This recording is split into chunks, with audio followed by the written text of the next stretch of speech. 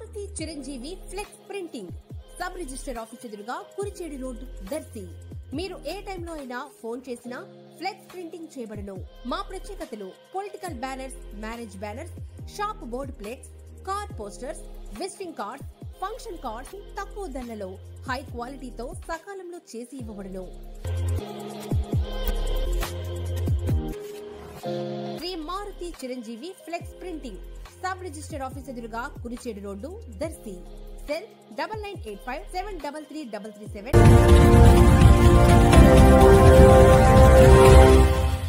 మన దర్శి వార్తలు ప్రేక్షకులకు నమస్కారం.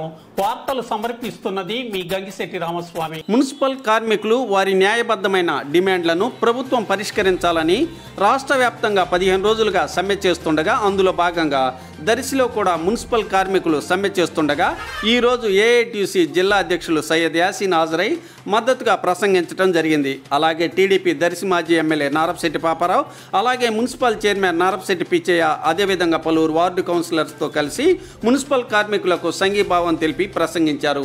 ఈ కార్యక్రమంలో AITUC K Hanumantharao, R Karunanidhi, J Koteswararao, Irmiya, Prabhakar, Pullaiah, Sanga Tirupatirao, Steven, Yadagiri, Shobharani, Dinakar తదితరులు పాల్గొన్నారు. మంత్రి గారు మరి పారిశుద్ధ్య కార్మికులు చేస్తున్నటువంటి వారి డిమాండ్ని అంగీకరించి వారికి మరి సహాయం చేయాలని ముఖ్యమంత్రి గారిని తెలుగుదేశం పార్టీ తరఫున మరి మేమందరం కూడా మరి కోరటం జరుగుతుంది.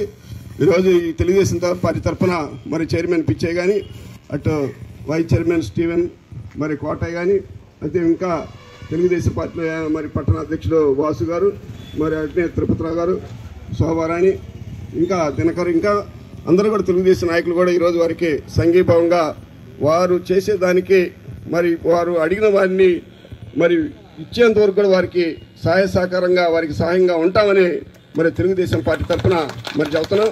ఉంటే నీరో చక్రవర్తి లాగా నిమ్మకుండిపోయినటువంటి ఘనత కలిగినటువంటి ఏకైక ముఖ్యమంత్రి ఎవరయ్యా అంటే ఈ కాలంలో ఒక్క జగన్మోహన్ రెడ్డి మాత్రమే. ఏ రోజు కూడా ప్రతిపక్షాలను కానివ్వండి, మీడియాని కానివ్వండి, వామపక్షాలను కానివ్వండి, ఈ రాష్ట్రం అధోగతి పాలైపోతుంది, అప్పుల పాలైపోతుంది, వేలకు వేలు కోట్ల రూపాయలు తీసుకొచ్చి వేల కోట్ల రూపాయలతో ఈ రాష్ట్రాన్ని అధోగతి పాలు చేస్తున్నాను, మీరేమైనా సలహాలు ఇవ్వండి అని చెప్పి పిలిచిన పాపన పోయినటువంటి పరిస్థితి వాళ్ళ కనబడటం లేదు.